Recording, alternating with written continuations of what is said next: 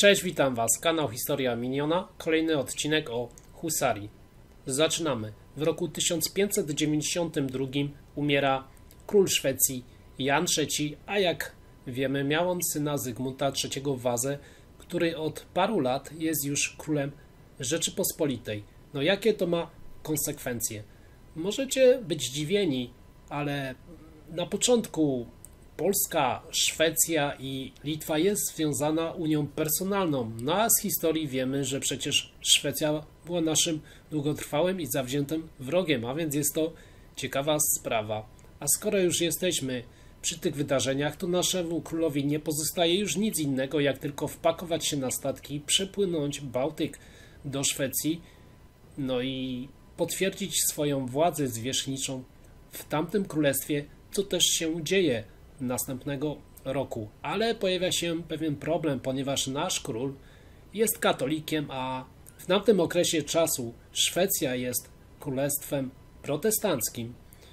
Dochodzi do sporego sporu, gdzie odmawia się mu nawet, a przynajmniej próbuje się mu odmówić legalnie należącej się władzy tego tronu w Szwecji. Zatem no cóż, nasz król musi iść na pewne ustępstwa, aby zachować tą koronę i potwierdza właśnie wolność wyznania luterańskiego i też duchowny właśnie tej religii koronuje go na króla Szwedów. I po tych wydarzeniach nasz król ponownie pakuje się na statek i wraca do Rzeczypospolitej, a konkretnie do polskiej jego części.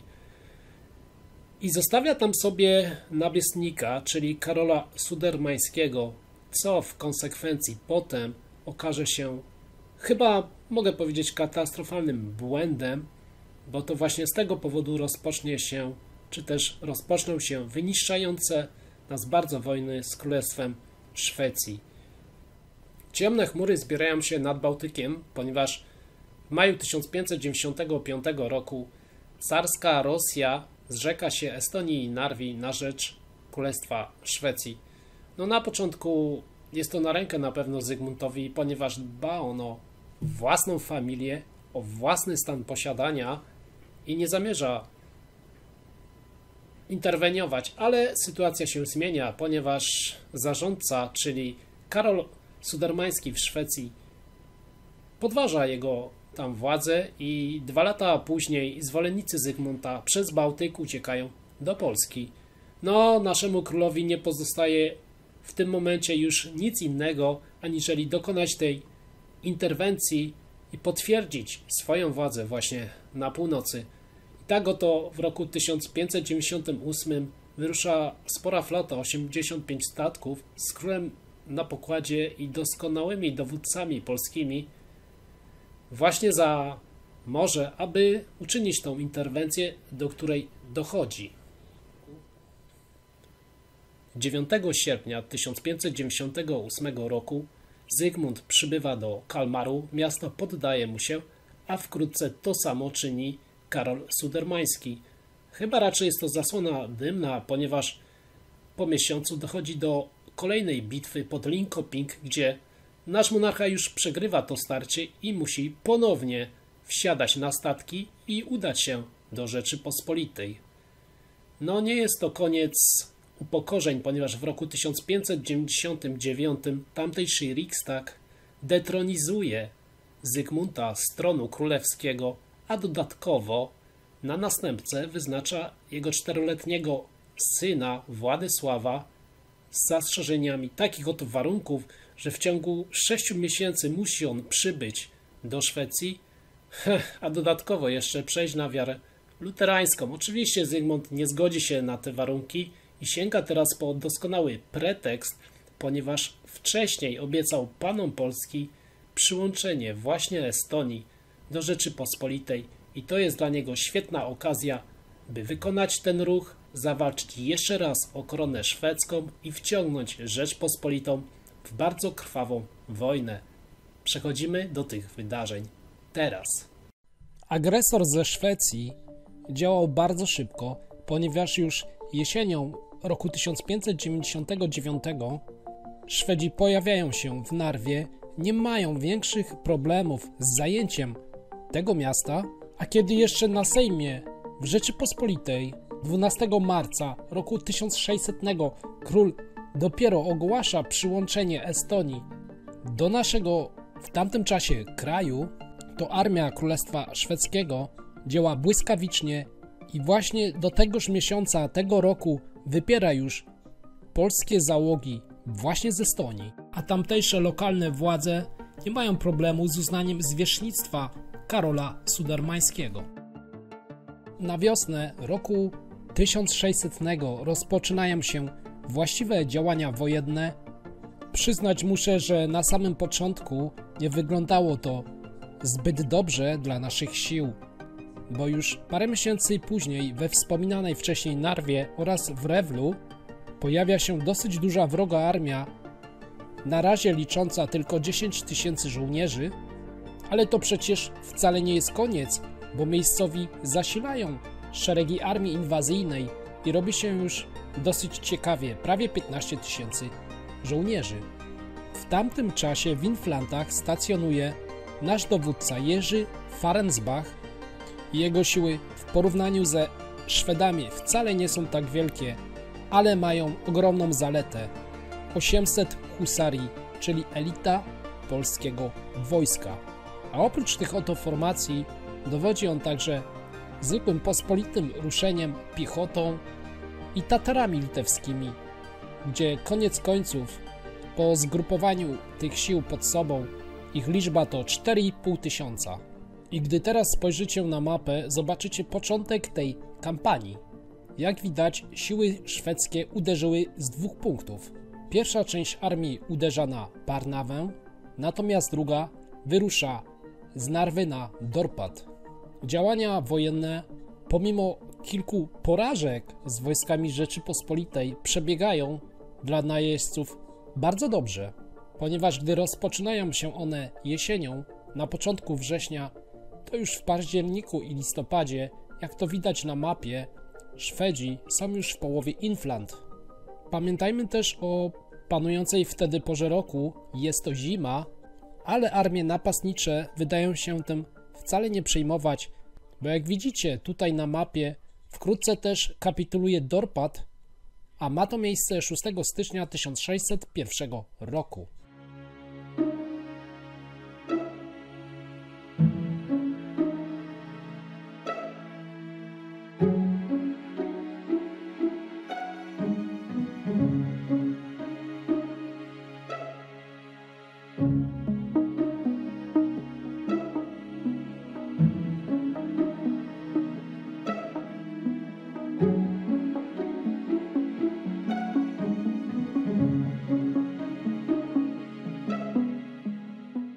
Może mogłoby się wam wydawać, że kampania toczy się błyskawicznie i bez większych przeszkód, ale wcale tak nie jest, bo dowodem tego jest bitwa pod Kiesią, którą teraz też widzicie na mapie, ale zaraz przejdziemy do bardziej szczegółowej mapy, gdzie będziecie mogli zobaczyć, jak prawdopodobnie to wtedy mogło wyglądać. I od razu mówię też z wyprzedzeniem, że mapa ta nie przedstawia bardzo dokładnie tej bitwy, ale co jest tam autentyczne, to właśnie zakole rzeki Galwe.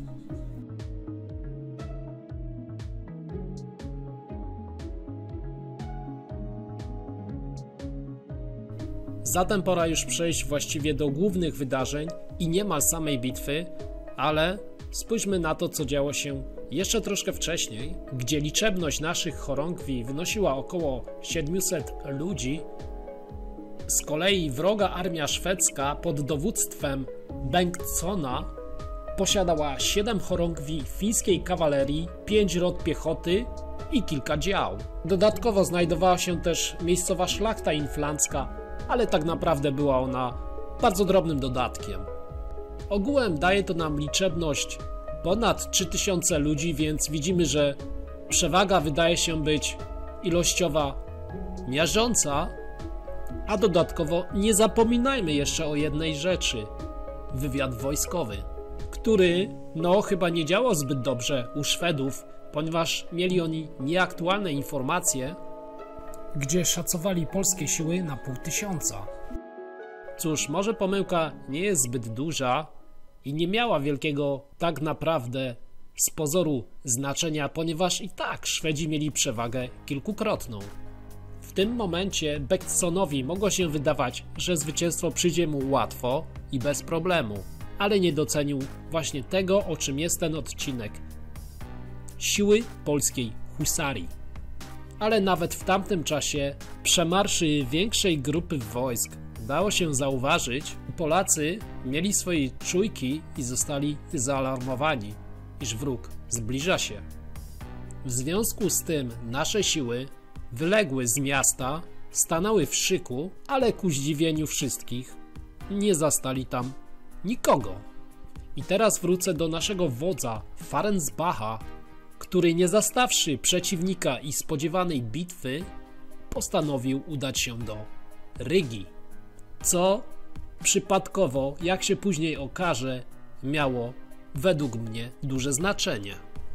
I nie mniejsze znaczenie podczas tej bitwy ma ukształtowanie terenu, a konkretnie jednego z brzegów rzeki Gavi, o czym dowiecie się w dalszej części tego filmu.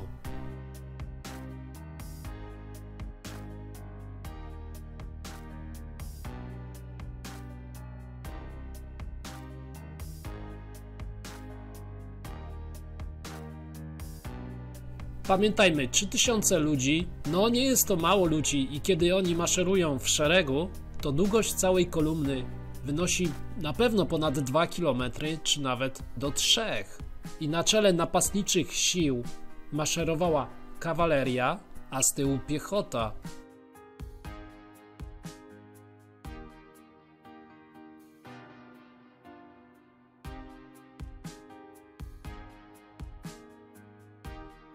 I tak, Polacy pewni tego, iż wroga nie ma jeszcze na miejscu, po nocnym alarmie zwinęli swoją straż i w południe udali się na posiłek.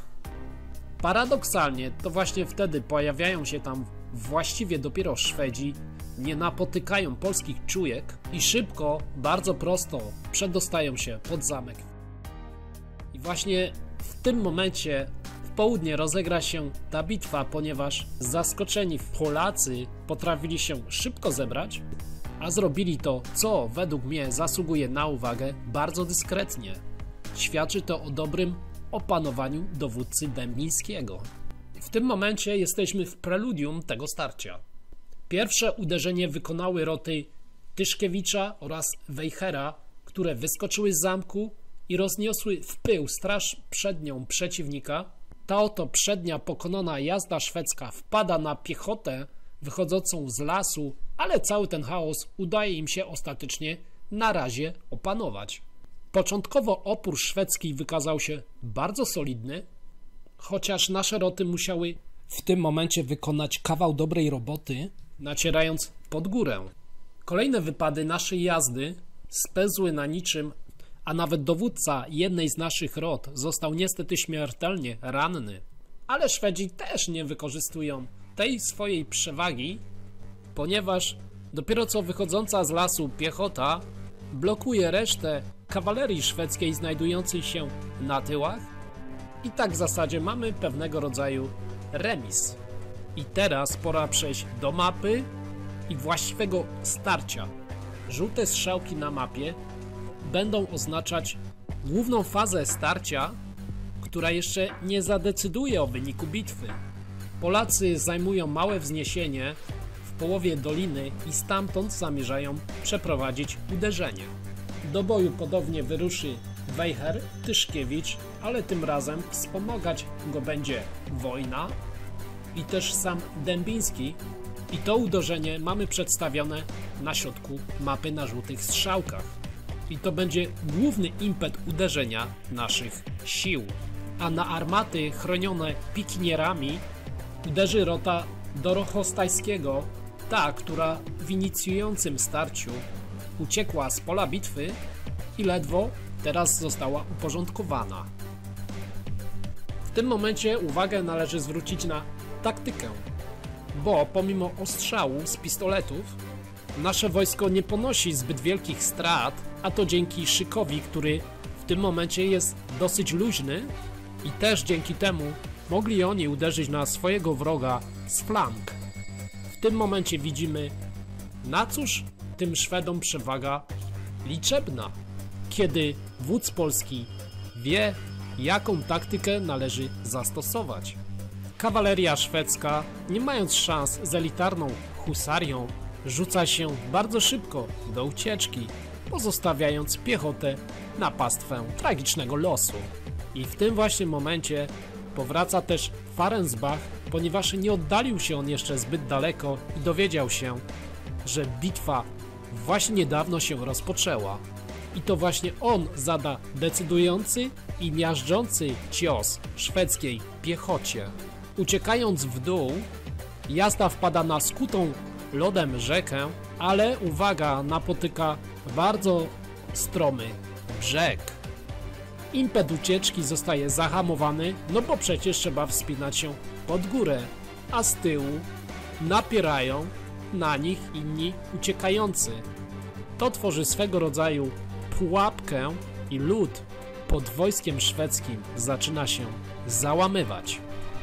Tylko naprawdę nielicznym niedobitkom udaje się sforsować właśnie strome urwisko brzegowe, a reszta ginie, bądź to od polskich szabel, bądź pod lodem rzeki Galwę.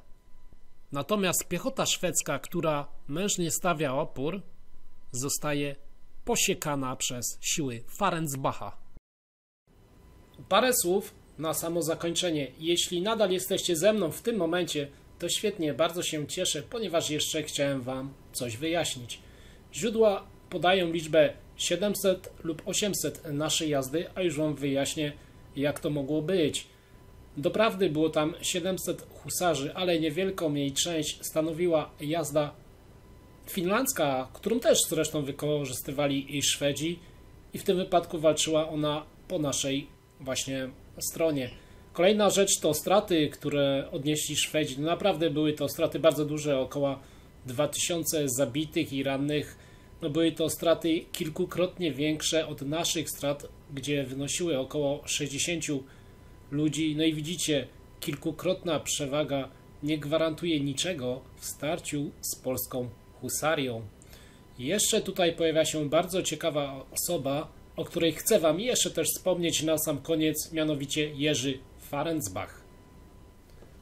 Jerzy Farensbach, czyli inaczej Georg Farensbach, wywodził się z niemieckiej rodziny w Inflantach i nie od początku walczył on dla Rzeczpospolitej obojga narodów, bo na początku służył w armiach zachodnich, w takich jak Szwecja, Francja czy Holandia, Niemcy i uwaga, nawet Rosja.